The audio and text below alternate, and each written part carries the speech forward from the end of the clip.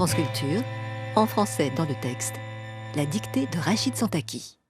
Les Shadocks malades étaient recyclés d'art par ordinateur pour se faire réinjecter les bonnes manières de la grammaire. Premièrement et primo, tout mot Shadok qui ne veut rien dire ne peut pas dire deux fois de suite la même chose. Secondo, et en plus, il est interdit de déposer des points d'interrogation, d'affirmation, d'appréciation, d'exécution ou de n'importe quoi devant toute proposition constituée par une passoire après 10 heures du matin. Tout génitif, qualificatif, cumulatif ou déponent, ayant eu des rapports avec son complément, prend un point-virgule au pluriel, sauf si c'est un hibou, un genou, un joujou ou un pou. Le phrasé unique de Claude Pieplu pour nous raconter, nous aider à être au fait de la grammaire Shadok. Bonjour Rachid Santaki. Bonjour Olivia. Il est l'heure de votre dictée. La dictée est un exercice pour tous, comme un jeu, un défi qu'on se lance à soi-même, renouer avec les mots, l'orthographe sans contrainte ni regret. La correction sera, comme chaque semaine, en ligne juste après, ainsi que la copie de notre invité. À la dictée, aujourd'hui, le lexicologue Jean Pruvot. Bonjour. Bonjour Olivia. Vous êtes l'auteur de la langue, vous êtes l'auteur de la story de la langue française, si j'oublie pas le mot essentiel, ce que le français doit à l'anglais et vice-versa, un ouvrage qui vient de paraître chez Talendier. C'est une histoire des apports, des emprunts, des transferts d'une langue à l'autre, ou comment l'anglais et le français se sont nourris jusqu'à l'avènement du globish. Se challenger, par exemple, on a le droit de le dire, ça c'est un mot qui est autorisé, se challenger. C'est un mot qui est français au départ, qui passe en Angleterre et qui nous revient. Alors bon, on peut de temps en temps être un peu inquiet qu'il y ait trop de mots anglais déformés, mais après tout, la prononciation challenger, c'était celle du Moyen-Âge. Voilà, et donc quand on sait que ça vient de chez nous, avant d'être parti là-bas pour revenir ici, cet effet ping-pong, ou boomerang plutôt, on se sent un peu plus autorisé quand même à utiliser certains mots. Oui, sans abuser. Sans abuser. Quand même, j'essaie de mettre en avant parfois une bonne langue. Quand j'entends la Bridal Fashion Week, bon, je préférais qu'on parle de la semaine de la semaine, mode. Voilà, de la mariée et de la mode. Donc il y a des excès qui sont à démontrer, mais il y a aussi un transvasement énorme de plus d'1 millier de mots en Angleterre, derrière Guillaume le Conquérant. Et puis finalement, aujourd'hui, si on prend 60 000 mots, il y a 65% de mots anglais qui sont français, et parfois même des mots du Moyen-Âge qu'on a oubliés. Donc c'est très intéressant de raconter ça. Je raconte aussi la langue italienne, parce qu'elle a été très riche dans ses apports, la langue arabe, et finalement, le fait qu'après avoir donné énormément de mots français aux Anglais, on en a pris aussi, déformé parfois, la riding coat qui devient la redingote, ça me plaît bien, le paquet de boat qui devient le paquebot, ça me plaît aussi. Bon, après, d'autres mots comme la conf call, on peut peut-être trouver autre chose. Oui, là, les mots de la novlangue managériale vous sont moins exotiques aujourd'hui. En tout cas, ils nous intriguent beaucoup moins. L'anglais, un tiers au moins de son vocabulaire serait d'origine française. C'est plus qu'un petit emprunt. Quelles sont les grandes années de ce trafic de mots ? Vous l'évoquiez dans le sillage de Guillaume le Conquérant. Beaucoup de choses se sont jouées à ce moment-là. Des histoires d'influence, des histoires de mots. C'est dans ce livre, Jean Pruvot, que vous éditez chez Talendier, la story de la langue française. Mais pour l'heure, il va falloir travailler sur les mots d'un autre, ceux de Flaubert. Aujourd'hui, quelle dictée, quel texte, quel extrait avez-vous choisi, Rachid Santaki ? J'ai choisi un extrait de Madame Bovary, donc Gustave Flaubert. J'étais tenté de prendre un extrait du roman de Victor Hugo 93, mais Jean s'est déjà penché sur cette dictée. Ah, vous l'avez déjà fait bosser ? Exactement. Il vous connaît et vous le connaissez. En un lieu formidable, c'était à Saint-Denis, au pied de la basilique et au pied de la mairie où ma grand-mère avait travaillé. Donc il y avait, je m'en souviens, 982 personnes qui étaient là sur la place du marché à faire cette dictée. Mon épouse y était aussi. C'était très émouvant. De tous les âges ? Oui. Oh, mon épouse n'est pas d'un âge canonique. Je demandais dans le public, dans les 900, combien vous avez dit ? Ah oui, de 552 tous les personnes. âges, ça c'était juste. Ça. Alors, comment ça va se passer cette dictée, Rachid ? Donc je vais effectuer 3 lectures. Une première lecture pour vous familiariser avec le texte. Ensuite, deuxième lecture, vous pencherez sur votre copie. Pour travailler le poignet. Exactement, le poignet, se poser des questions également sur certains mots. Et enfin, une troisième lecture avec Olivia pour revenir sur les éventuelles difficultés de ce texte. Voilà pour les règles, le rappel des règles, maître Santaki. On va passer tout de suite à la dictée si vous êtes prêt. Monsieur Pruvot, première lecture. Première lecture. C'est un extrait de Madame Bovary de Gustave Flaubert. Elle resta quelques minutes à tenir entre ses doigts ce gros papier. Les fautes d'orthographe s'y enlaçaient les unes aux autres, et Emma poursuivait la pensée douce qui caquetait tout au travers comme une poule à demi cachée dans une haie d'épines. On avait séché l'écriture avec les cendres du foyer, car un peu de poussière grise glissa de la lettre sur sa robe, et elle crut presque apercevoir son père se courbant vers l'âtre pour saisir les pincettes. Comme il y avait longtemps qu'elle n'était plus auprès de lui, sur l'escabeau, dans la cheminée, quand elle faisait brûler le bout d'un bâton à la grande flamme des joncs marins qui pétillaient. Elle se rappela des soirs d'été tout pleins de soleil, point final. Merci pour cette première lecture. Non.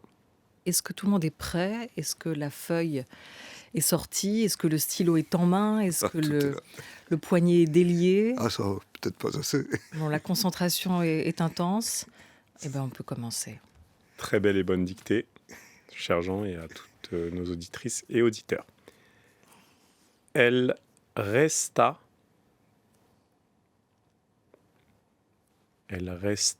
quelques minutes. Elle resta quelques minutes à tenir. Elle resta quelques minutes à tenir entre ses doigts, ce gros papier. Point. Elle resta quelques minutes à tenir entre ses doigts ce gros papier. Point. Les fautes d'orthographe. Les fautes d'orthographe s'y enlaçaient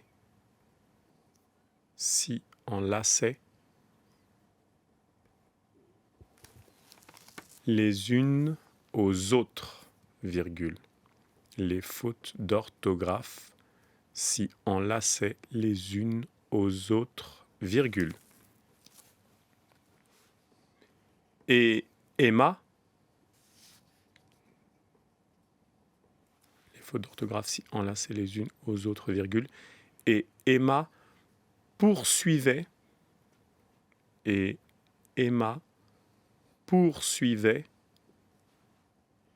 la pensée douce,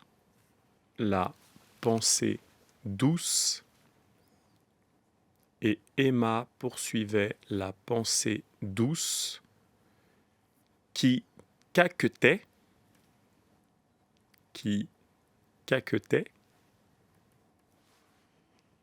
tout au travers, je répète, et Emma poursuivait la pensée douce qui caquetait tout au travers, comme une poule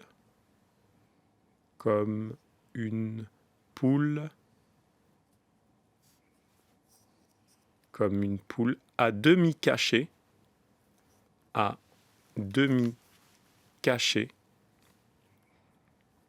au travers comme une poule à demi cachée, dans une haie d'épines.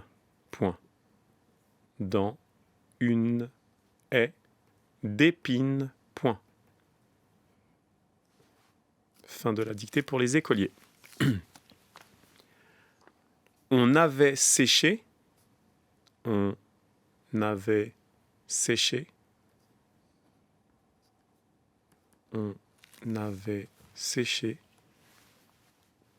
l'écriture. On avait séché l'écriture avec les cendres du foyer, virgule. On avait séché l'écriture avec les cendres du foyer, virgule. Car un peu de poussière grise un peu de poussière grise, car un peu de poussière grise glissa de la lettre, car un peu de poussière grise glissa de la lettre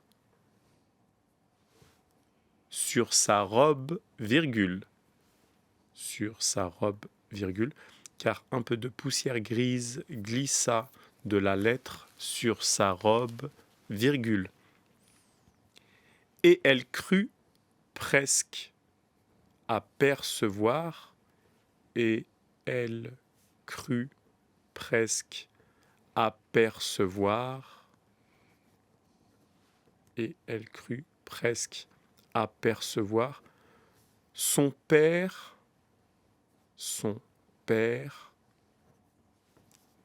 se courbant, et elle crut presque apercevoir son père se courbant vers l'âtre,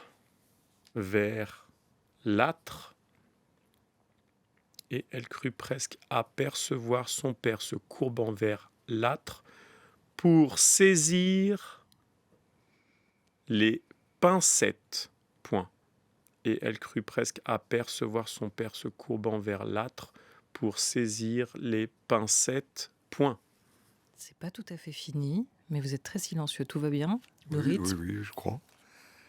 On ne ralentit pas, on n'accélère pas? Non, tout va très bien. Tout va très bien. Comme il y avait longtemps, Si ça se trouve, c'est truffé de fautes. Mais... Oui, comme il y avait longtemps, comme il y avait longtemps, comme il y avait longtemps, qu'elle n'était plus auprès de lui, qu'elle n'était plus auprès de lui, virgule, comme il y avait longtemps qu'elle n'était plus auprès de lui, virgule, sur l'escabeau, virgule, auprès de lui, virgule, sur l'escabeau, virgule, dans la cheminée, virgule, dans la cheminée, virgule,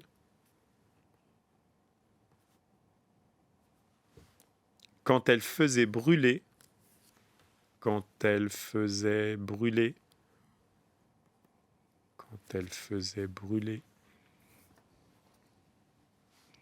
le bout d'un bâton,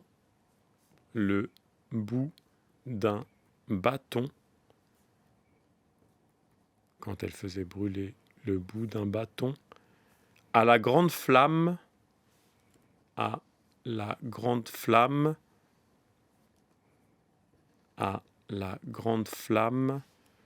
des joncs marins,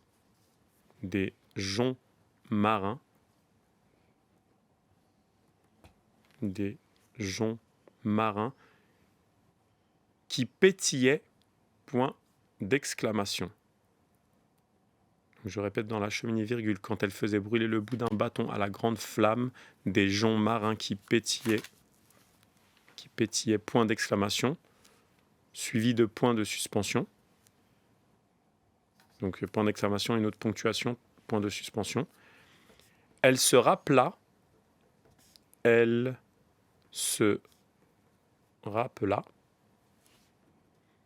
des soirs d'été,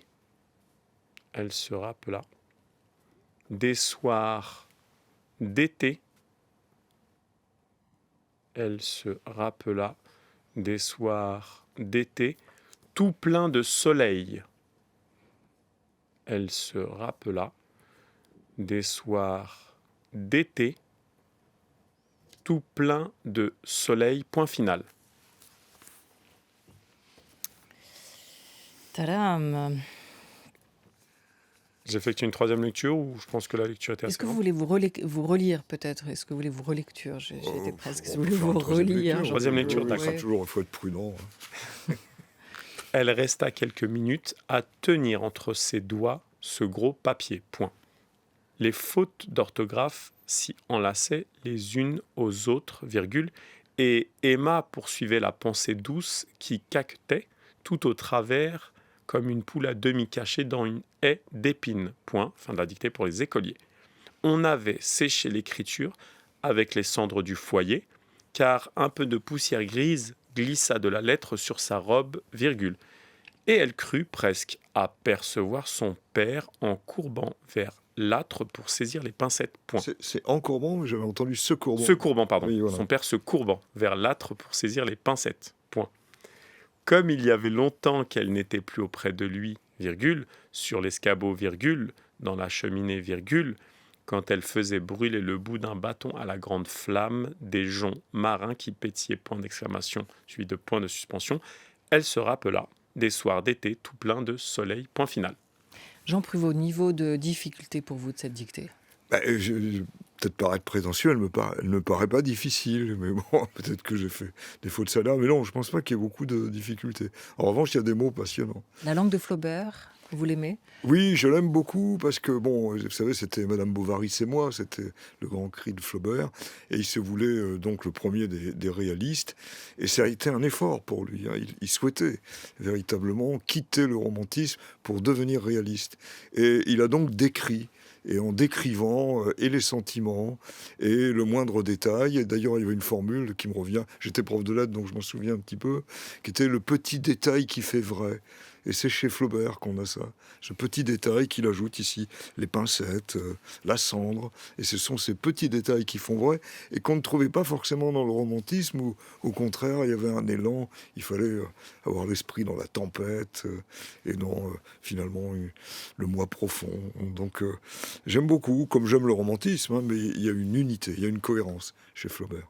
Alors, on va relire ce texte en tentant d'éclairer les mots, les questions qui pourraient se poser avec vous, Jean Pruvot. Elle resta quelques minutes à tenir entre ses doigts ce gros papier. Pas trop de difficultés sur cette première phrase. Doigts, D-O-I-G-T-S. Oui, sont on au trouve pluriel. Racine, hein, digital.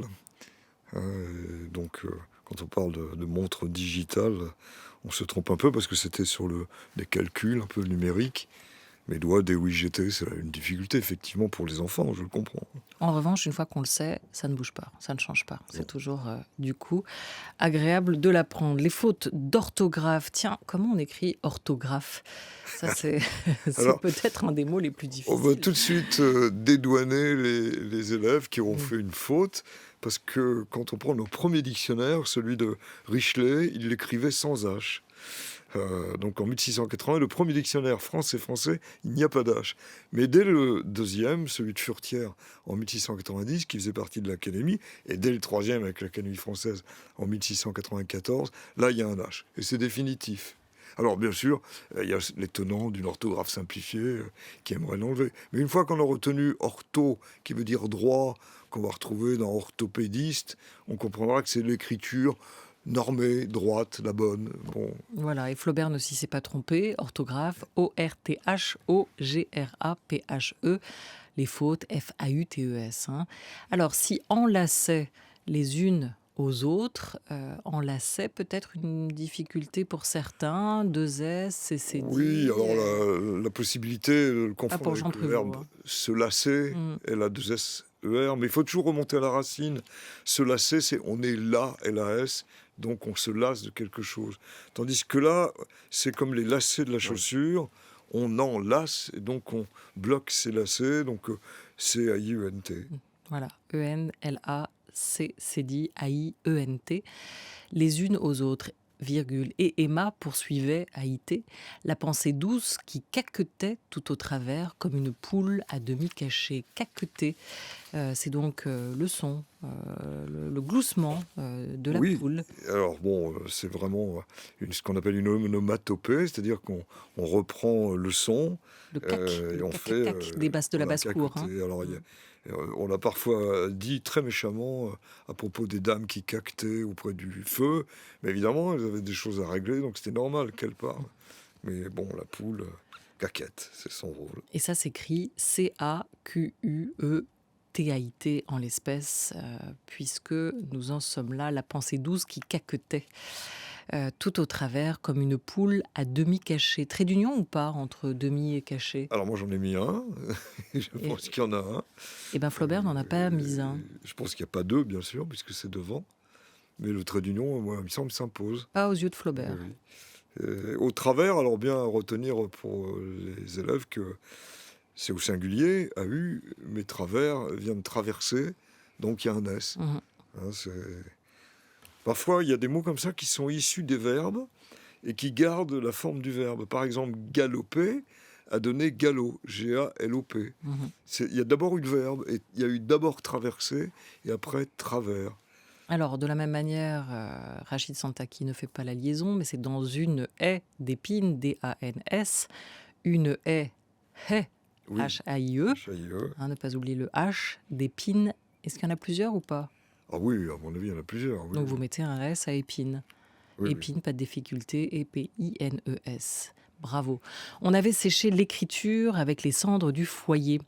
Sécher, c'est avec un S, peut-être la seule difficulté, S et C-H. Et l'écriture avec les cendres, avec un C, une fois encore, cette fois-ci, je veux dire, du foyer, pardon.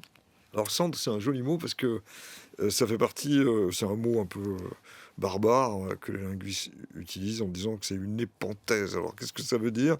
Ça veut dire qu'en fait c'était cinérer. Le latin, c'est devenu cinere et cendre. Mais essayez de prononcer bien cendre, ça marche pas. On a du mal à dire les cendres.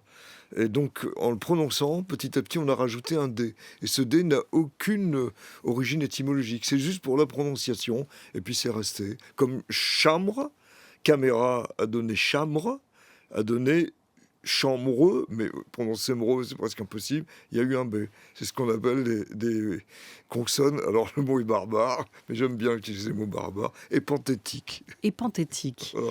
Et cendre du foyer, voilà, cendre avec sa consonne. Épanthétique, car un peu de poussière grise glissa de la lettre sur sa robe. Une difficulté à clarifier, Rachid Santaki, là, non, pas forcément. Petit piège possible, parce que si on repère pas glissa, on pourrait à la limite vouloir mettre un S à poussière, mais c'est de la poussière. Ah, car un peu de poussière, oui, la poussière, les poussières. La poussière grise glissa, donc pas de S non plus, à grise, glissa de la lettre sur sa robe.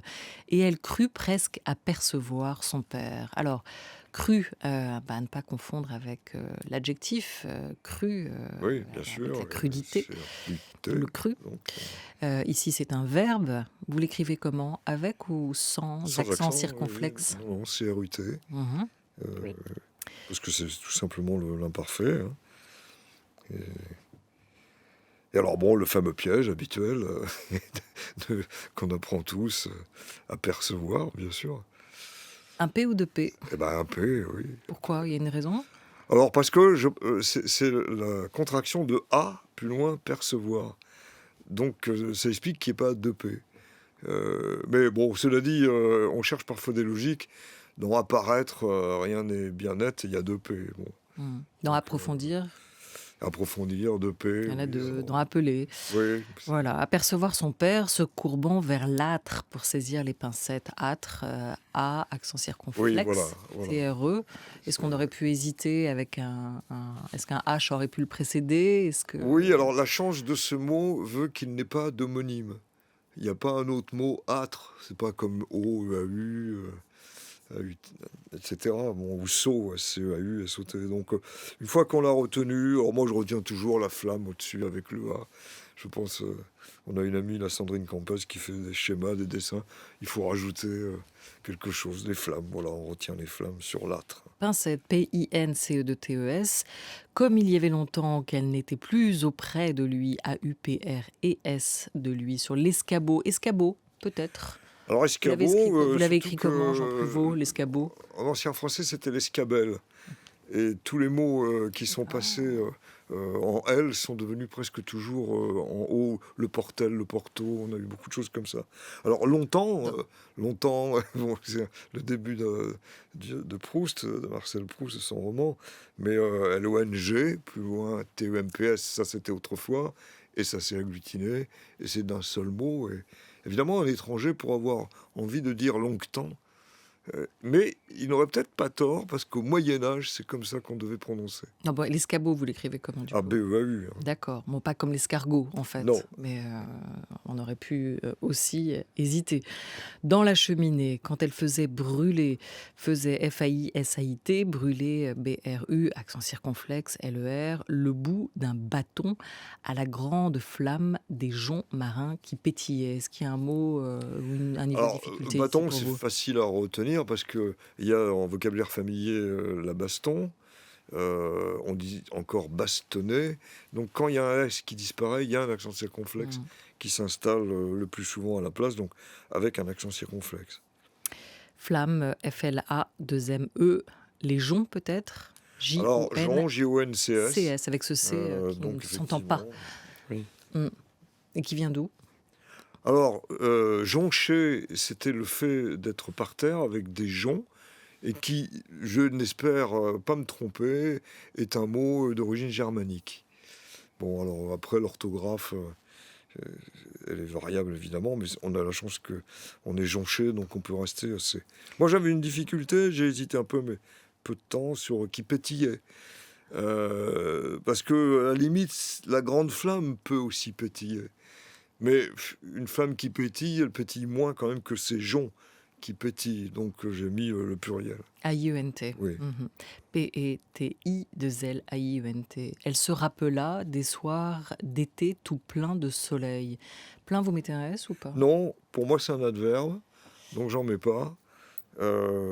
Mais peut-être je me suis trompé. Eh ben oui, vous vous êtes trompé sur la dernière ligne, sur la Ouais, dernière bon. phrase. Rachid Alors, Santaki. Bravo, merci Flaubert. Alors, il y a une Au moins, faute. il y en a j'en ai deux. pas mis. Le trait d'union que vous avez mis en trop entre demi et caché et maintenant ce plein. Eh ben oui. Ici, c'est un plein adjectif dans le sens de rempli. Bon, c'est très bien les dicter, parce que comme ça Ouais. on note sur On un petit révise. carnet et Exactement. on fait plus l'erreur. J'aime bien le mot été aussi, parce que ça vient de estuaire. L'estuaire était un lieu où bouillonnaient les choses. L'été, c'était torride en Italie, donc c'est de là qu'est venu le mot. Et l'estuaire, c'est un mot de la même famille, parce que ça bouillonnait aussi en entrant dans la mer, et la mer qui remontait. Mhm. Bon, je suis content d'avoir fait une faute, parce que faire une faute, c'est ne plus la faire. C'est vrai. J'explique, si vous le permettez. Comme même ici, plein est adjectif, dans le sens de rempli, et s'accorde donc avec soir, des soirs d'été tout plein de soleil, et non pas un adverbe dans le sens de beaucoup, auquel cas il serait invariable. Voilà, des soirs remplis de soleil pour essayer de vous y retrouver, peut-être remplacé par beaucoup, ou rempli pour imaginer avec quoi ça peut s'accorder. Mille bravo, deux toutes petites fautes pour vous, Jean Pruvot, et plein d'explications à la clé pour nous. Merci pour cette Non, science vous savez, c'est plutôt des mots. d'habitude, Et de la j'ai langue. les dictionnaires pour m'aider. Ouais. Là, pas de dictionnaire. Hein. Vous vous sentez désarmé, et pourtant vous avez une mémoire d'enfer, il faut quand même le dire, parce que vous n'aviez pas le texte auparavant. Le français, l'orthographe plus précisément, il a souvent mauvaise réputation, cet exercice aussi de la dictée. Vous sauriez nous expliquer pourquoi? Parce que ça date d'assez... non pas d'assez longtemps, d'il y a peu, puisque c'est surtout au début du 19e, qu'avec les concours, alors qui étaient de la monarchie, mais qui étaient déjà les concours de l'État, qu'on va retrouver jusqu'au certificat d'études et jusqu'à nos concours aujourd'hui, un des critères, c'était l'orthographe. Mais si on prend le 16e ou le 17e siècle, l'orthographe, c'était l'affaire des imprimeurs, c'était pas vraiment celle des écrivains, et les écrivains faisaient bon nombre d'orthographes. On disait même, c'est Sainte-Beuve qui dit ça, que ces dames écrivaient un très bon français, avec beaucoup de fautes d'orthographe, mais ça n'avait pas d'importance. L'imprimeur était là. Et donc, on disait même qu'ils avaient un certain charme. Et quand on regarde les lettres de Louis XIV, par exemple, qui parlait un excellent français, et qui écrivait vraiment avec beaucoup d'élégance, c'est truffé de fautes d'orthographe. Donc c'est arrivé avec le 19e. Et puis après, le certificat d'études a joué son rôle, puisque c'était l'épreuve clé, évidemment. Et puis après, bon, il faut bien l'avouer, la radio, la télévision, le téléphone, d'autres moyens, les SMS, ont fait que il y avait différents moyens de communication où l'orthographe était plus forcément visible. Elle est encore visible, hein. Moi, j'entends beaucoup à la radio, ça m'énerve toujours un peu. 200 €, 300 €, 500 €, alors que c'est 500 €, 300 €. Et donc, qu'on dise 85 €, d'accord. Donc l'orthographe, mine de rien, elle est aussi, on l'entend aussi à l'oreille. On Mais entend moi, quand il y a une je crois que ça omission doit ou être un quand jeu. il y a des erreurs, hein. Les 1000 années, vous n'aimez pas, par exemple, j'imagine. Ça vous fait bondir. L'orthographe, vous l'entendez quand il y a des omissions, mais aussi quand il y a des erreurs Oui, mais qui sont commises. Non, mais ça peut s'entendre, vous dites. Vous oui, lui avez consacré une entrée dans votre dico des dictionnaires qui oui, trône sur cette table, comme quoi vous n'êtes c'est pas venu avec un dictionnaire, mais avec un dico des avec dictionnaires. plusieurs livres. Chez Jean-Claude Lattès, paru précédemment. Qu'est-ce que vous en dites de l'orthographe? Bah, j'explique que lorsque j'ai été, je vous le disais tout à l'heure, surveillant, ensuite PEG dans les lycées d'enseignement professionnel histoire-géographie, puis conseiller pédagogique, puis inspecteur, puis professeur à l'université.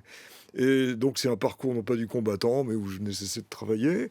Et quand je me suis retrouvé inspecteur d'éducation nationale, dans la circonscription que j'avais, j'ai décidé de lancer des concours d'orthographe avec tous les élèves et des concours de calcul. Ça a été un succès extraordinaire. Les élèves étaient heureux, ils avaient des récompenses, et c'était souvent des élèves finalement dont les parents ne parlaient pas le français, qui étaient le plus attentifs à l'orthographe. Et rien de plus beau que de voir ces photos que j'ai encore, qui étaient dans le Parisien, puisque c'était le journal régional, avec tous ces enfants qui sont là avec leur petit diplôme, parce qu'ils avaient tous un diplôme au moins de participation, et qui avaient tenté de faire le moins de fautes d'orthographe possible. Je pense que l'orthographe, c'est toute une vie. C'est au début un peu contraignant, mais en fait, c'est toute une vie, ça doit être joyeux. Si on fait des fautes au début, c'est pas grave. Vous voyez, aujourd'hui, j'en ai fait une. Voilà, demain, j'en ferai 2! plus. Oh là là! Deux, oui. Vous êtes Vous êtes dur à dans vous le... êtes Non, mais cruel. vous êtes dans le déni, surtout. Rachid Cruel. Santaki, vous m'avez dit, Jean Prévost, il n'est pas lexicologue, il est... Dicopathe. Pourquoi?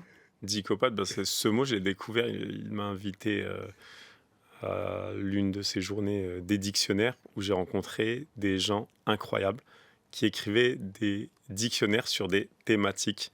Et j'ai effectivement découvert ce qu'étaient des dicopathes. Et Jean, effectivement, est un passionné.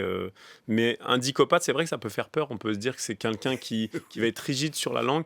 Et quand on vous écoute, c'est plutôt une passion et une ouverture d'esprit. Oui, Donc puis c'est, enfin, je sais pas, j'essaye en tout cas. Mais par exemple, c'est un jeu. Je vois la story de la langue française. La story est en italique parce que la story, au départ, c'est un mot français qui s'écrivait S-T-O-R-I-E, qui venait de Estoria, Story. C'est passé en anglais, ça nous revient avec un Y. Et donc raconter comment les mots bougent, comment, je ne sais pas, un budget. Budget, c'est un mot formidable aussi, puisque c'est un mot gaulois, bouge, qui veut dire petit sac, qu'on retrouve avec la bougette, et qui passe en Angleterre avec les bateaux, qui s'appelle la malle de Douvres. On l'appelait malle parce qu'il y avait un coffre qui portait des lettres. Ça arrive en Angleterre, ça va devenir mail, ça va nous revenir. Et donc, on est là avec un mot qui passe en Angleterre, qui se prononce à la mode d'autrefois, budget.